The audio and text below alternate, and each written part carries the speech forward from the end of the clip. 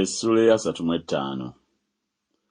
Olukola n'amatongo birijaguza, n'eddungu lirisanyuka, lirisansula ng'ekiyirikiti, lirisukiriza okusansula, lirisanyuka n'essanyu n'okuyimba.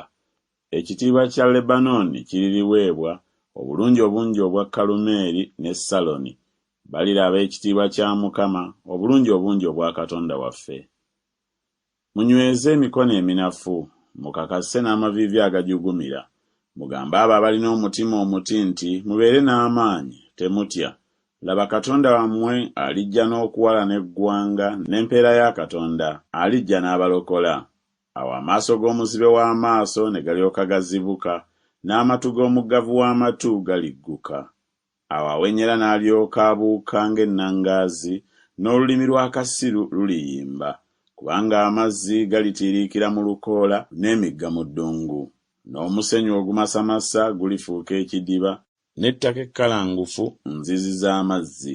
Mu kifo eky'ebibe mu byagalamiranga muliba omuddo n'essaalu n'ebitoogo. Era eribaayo oluguudo n'ekkubo, era liriyitibwa nti kkubo lya butukuvu.